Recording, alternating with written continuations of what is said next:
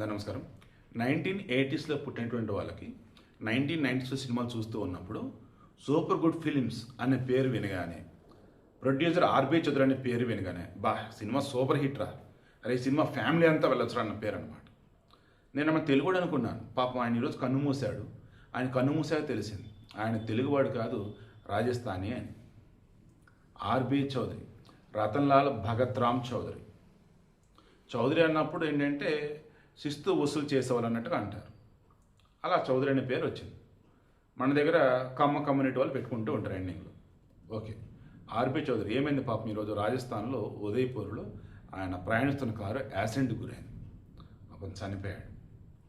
ఆయన ఎర్లీ డేస్లో around 1970s 80s ఆ సమయంలో, ఐ థింక్ 80sలో సూపర్ అనే ఒక బ్యానర్పై సినిమాలు తీస్తున్నాడు. ఆ తర్వాత గుడ్ నైట్ దానిలో గుడ్ పట్టుకొచ్చేసి సూపర్ గుడ్ ఫిల్మ్స్ అని పెట్టారు. ఇక ఆయన మలయాళంలో, తెలుగులో, తమిళంలో, హిందీలో చాలా సినిమాలు తీశారు. 90కి పైగా సినిమాలు. ఆయన కొడుకు జీవా, తమిళ హీరో జీవా ఉన్నాడు కదా అతను.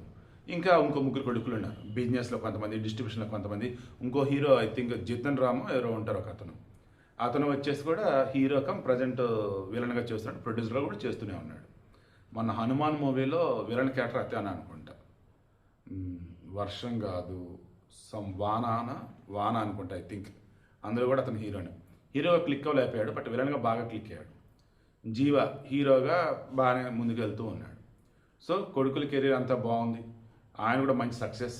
సుస్వాగతం, నువ్వొస్తావని, సూర్యవంశం, నిన్నే ప్రేమిస్తా, మన రీసెంట్గా వచ్చినట్లు చూసుకుంటే గాడ్ ఫాదర్, అంతమందిగా చూసుకుంటూ ఉన్నట్టయితే సముద్రం, సింహరాశి, ఇలా చాలా సినిమాలండి.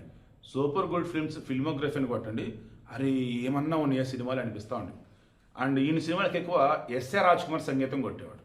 రాజా మూవీ ఏం సూపర్ ఉంటుంది సినిమా అయితే అసలు. సరే, ఈ వీడియో ద్వారా నేను చెప్పాల్సింది అంటే ఆర్బీ చౌదరి మన తెలుగువాడు కదా, Rajasthani. RB Chowdary super good films, ఆయన సినిమాలని సూపర్ ఉంటాయి, ఫ్యామిలీ మొత్తం కలిపి చూడవచ్చు. అండ్ దయచేసి ప్రయాణం చేసేటప్పుడు జాగ్రత్తగా అయితే ఉండండి. పాపం ఈరోజు కారు ప్రమాదాలు ఆయన చనిపోవటం జరిగింది. ఆయన ఆత్మకు నా శాంతి, ఆయన ఆత్మకు నా నివాళుడు, ఆయన ఆత్మకు శాంతి కలగాలని ఆ దేవుడిని కోరుకుంటూ ఉన్నాను.